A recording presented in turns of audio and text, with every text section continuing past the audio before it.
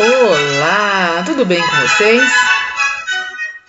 Pois é, hoje, olha só que música gostosa para você entrar no clima dessa aula. Fica aqui comigo, professora Claudiane. Hoje nós conversamos sobre literatura. Tá, foi um pedido de uma colega semana passada, então você já dá uma pausa aí rapidinho, deixa o seu joinha, tá? E também pode deixar seus comentários, tá bem? Você está ouvindo Primavera, tá? De Vivaldi, porque isso tem tudo a ver com a nossa conversa de hoje, com a nossa escola literária que a gente vai estar aqui conversando, tá? Bem, nós vamos fazer uma breve introdução ao Barroco, que é uma escola literária linda, maravilhosa, eu acho muito bonita, todo este movimento e o que ele trouxe, né, para nós aqui, principalmente para o Brasil. Na literatura, o Barroco pertence à segunda parte da era clássica das produções literárias. E ele teve no Padre Antônio Vieira, assim, o seu expoente, assim, sabe, máximo. E o Barroco, ele tem tudo a ver com essa imagem que você está vendo aí na sua tela. O homem dividido entre o santo e o profano. E, sabe, toda essa divisão, esse conflito dentro do homem, isso é Barroco. É o que a gente vai estar falando hoje. Barroco foi um estilo literário que dominou o mundo. Final do século XVI e uma parte do século XVII. Toda a cultura, o relacionamento das pessoas, tudo que era produzido nessa época, ele tinha as características do exagero, da religiosidade, dessa confusão, desse dualismo aí, o homem santo e o homem profano. Para você entender o Barroco, você precisa relembrar o que estava acontecendo no mundo na época. Martinho Lutero organizou, né, ali a reforma protestante que começou lá na Alemanha. E a Igreja Católica começou a perder muitos membros. E, além de perder muitos membros, perdendo outras coisas também. Para evitar aí para parar um pouco de perder tantos membros, organizou-se um Concílio de Trento, onde a Igreja Católica da época decidiu ali o que fazer para recuperar membros, para evitar perder tantos membros. Em 1540 eles fundaram a Companhia de Jesus, que tinha como objetivo controlar a educação na época e, ao mesmo tempo, formar desde criança a mentalidade das pessoas para valorizar a fé católica, a fé cristã, né, na época, para que as pessoas respeitassem a religião, que se voltassem para Cristo, que não formasse ali pessoas que estariam ligadas à religiosidade católica da época. Ao mesmo tempo, em 1480, começou a Inquisição na Espanha, depois em 1576 a Inquisição em Portugal. Vários países do mundo sofreram com a Inquisição. É chato falar, mas isso infelizmente aconteceu. E essa Inquisição ameaçando as pessoas na sua liberdade, reprimindo as pessoas, isso deixou o homem ainda mais dividido entre o santo e o profano. Existe, né, uma conversa aí em que um grande inventor, um grande pintor dizia que a Terra era redonda, e enquanto as pessoas diziam que era quadrada, e ele foi levado para prestar depoimento à Inquisição, e lá ele teve que dizer que a Terra era quadrada. Mas na saída ele falou que ela é redonda, Você sabe de quem eu estou falando, né? Não preciso citar. Então, nesse contexto aí de repressão, de divisão, sabe, de dualidade, nasceu o Barroco, uma escola de transição entre os valores clássicos, teocentrismo, para os valores iluministas, os valores né, das reformas que estavam ocorrendo, mais o antropocentrismo. Então, o homem dividido entre esses dois, escola de transição, é o Barroco, cujo objetivo era espalhar a fé cristã, fortalecer os laços das pessoas com a religião. Então, nessa época de contradições sociais, religiosas, crises políticas, veio a reforma protestante e a contra-reforma barroco, a contra-reforma católica barroco puro. Então, o barroco, ele, para mim, tá? Eu tô falando isso pessoalmente. O barroco, para mim, ele é mais marcante na arquitetura, porque é uma coisa visível. A música teve mudanças no barroco, mas nem todo mundo gosta do estilo de música barroca. Mas a arquitetura é uma coisa que você não tem como fugir. Você viaja, você vê, nos filmes aparece, né? A arquitetura barroca em várias imagens. Então não tem como você esconder. Então, para mim, o barroco na pintura, na escultura, mas mais, né, na arquitetura, por ser uma coisa grande, uma coisa, né, visível, externa, ele é bem mais visível. E você vê isso porque as construções religiosas, os palácios que foram criados nesse período, eles tinham cúpulas redondas, aqueles domos lindos, sabe, com pinturas à mão por dentro, retratando alguma cena normalmente divina, alguma coisa relacionada ao céu, muitos detalhes lindos nas paredes, arcadas, nossa, é muita coisa bonita que a arquitetura traz. As fachadas dos prédios, assim, sabe, com essas reentranças, essas ondulações. Você vê aqui as colunas jônicas, né, com bastante detalhes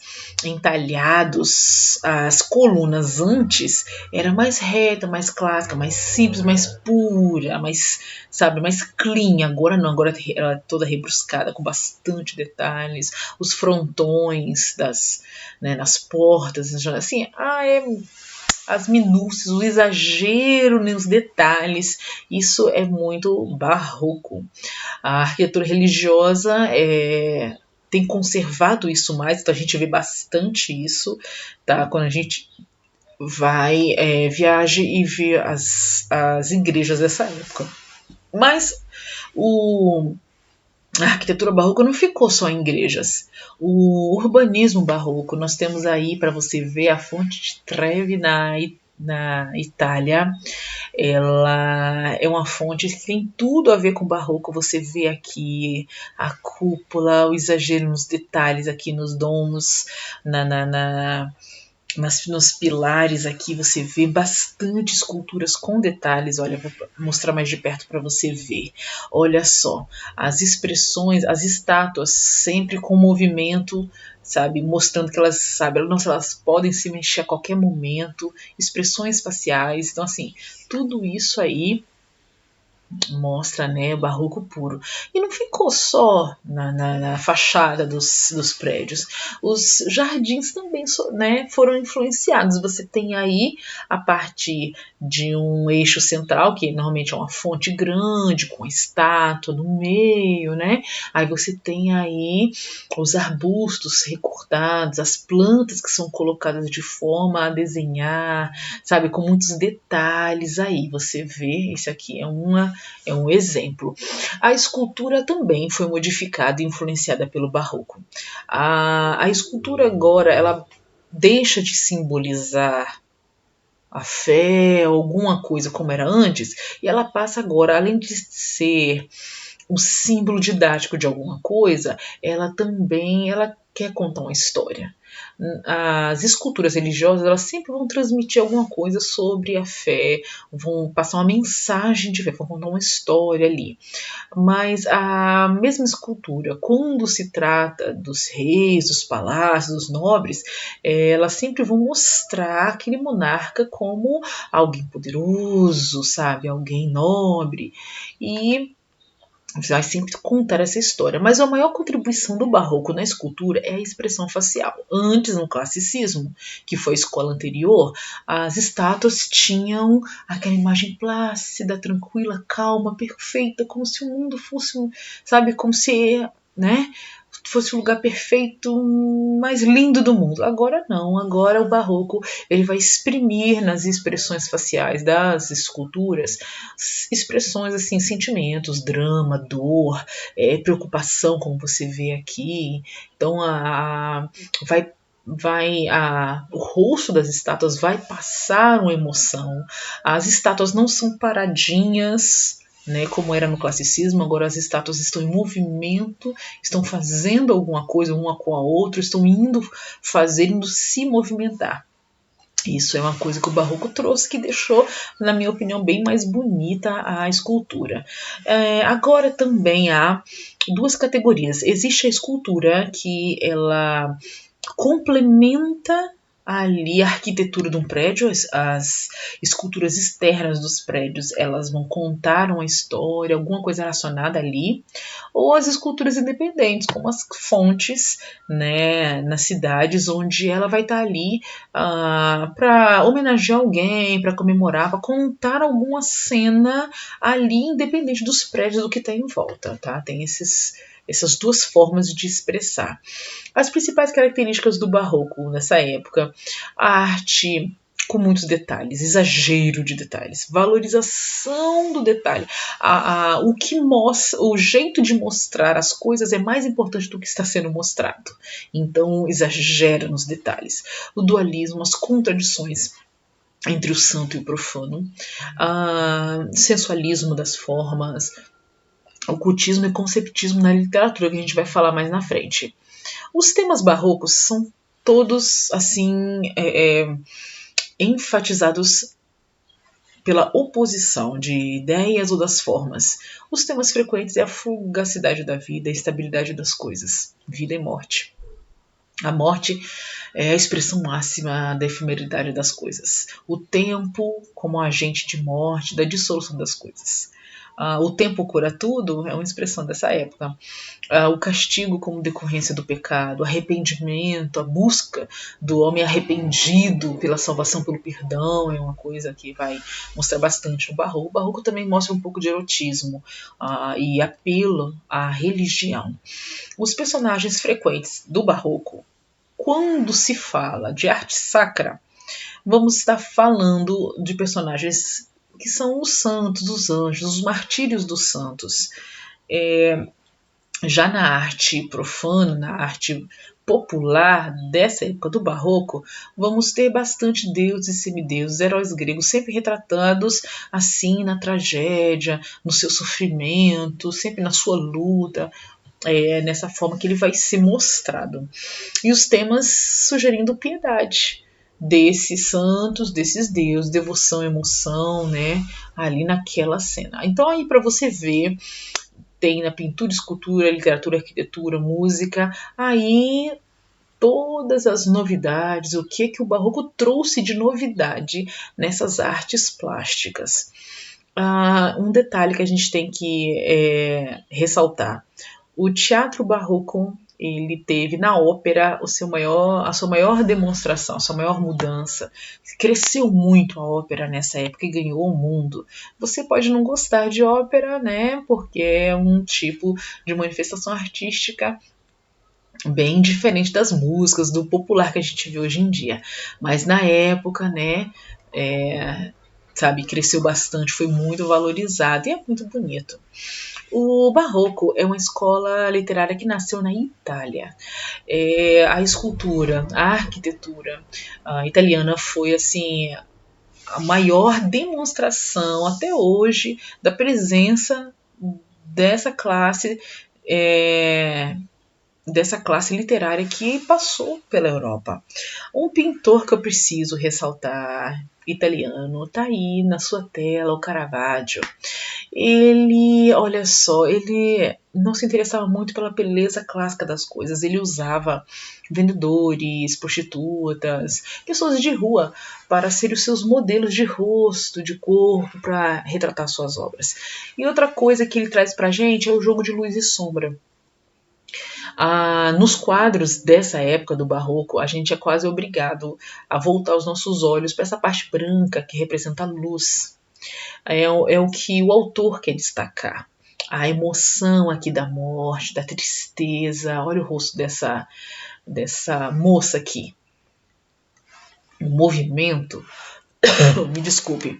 Então, tudo isso aqui o autor quer, sabe, enfatizar a sensualidade da forma, e tem aqui traços que ele não quer enfatizar. Existem vários elementos na obra, mas o que está aqui, na luz, claro, é o que ele quer enfatizar. A gente é quase obrigado a olhar para essa parte do quadro, que é o que é a emoção, é o momento dramático que o autor quis enfatizar. Então essa dramaticidade, o movimento, a luz, tudo isso aí é barroco. O barroco ele aconteceu em várias formas e em vários países. Só que em cada país ele teve a sua representação máxima, mais rica. E na Espanha, o barroco ele teve assim a sua maior representação em 2 pintores. É o Greco, tá vendo aí na sua tela essa tela Adoração aos Pastores, a temática religiosa novamente, olha só. O jogo de luz e sombra, que pertence a esse gênero. Velázquez, neste quadro As Meninas. Novamente você vê aí o jogo de luz e sombra sendo retratado, tá? E existe até uma controvérsia nesse quadro, algumas pessoas ficam aí debatendo o que será que Velázquez quis dizer com esta cena que ele retratou aqui, mas isso é conversa para outra aula. E nós tivemos também o movimento barroco em Portugal, que acontece logo após a morte de Luís de Camões, o maior escritor português. Neste período, o Brasil colônia, né? E havia um conflito político muito grande em Portugal. A Holanda, a Espanha tinham pego umas partes do território português para tomar conta. Aí Portugal, com guerras, tentando recuperar ali, né, as suas terras, e o Brasil ali, colônia, mandando, né, todas o máximo de riquezas possíveis para poder sustentar essa guerra para Portugal ali, né, conseguir recuperar o seu território. Então, assim, era uma crise atrás de outra. Tá? O humanismo renascentista brigando com o medievalismo religioso. E então, assim, veio o barroco para ser a transição, a ponte entre tudo isso. A perseguição religiosa aconteceu nessa época também. O barroco, ele também pode ser chamado de seiscentismo porque ocorreu no ano 600. E o arcadismo, que é o movimento que acontece depois, também é chamado de setecentismo porque ocorreu no ano 700. Então, simplesmente essa explicação, se quer na sua prova, você já sabe. As principais características do barroco português: exagero, minúcias nos detalhes, a temática religiosa e profana sempre ali, conversando uma com a outra, ou brigando uma com a outra, dualidade, complexidade, uso de figuras de linguagem, antítese, paradoxo demais da conta, contraste e conflito do homem, teocentrismo, antropocentrismo, é Deus ou homem, pecado, Deus ou diabo, né? O eu no meio das coisas, o Deus no centro das coisas, e o cultismo e o concetismo na literatura, que a gente vai falar mais adiante. Os principais artistas do período barroco em Portugal tá aqui, Padre Vieira, maravilhoso, o João Ludovici, o Nicolau, que vieram, né, de outros países para trabalhar na arquitetura portuguesa, e na música Domenico Scarlatti. É claro que teve outras, né, outras manifestações, outros artistas, mas esses eu gostaria de destacar. Até mais, até a nossa próxima aula. Um beijo, tchau!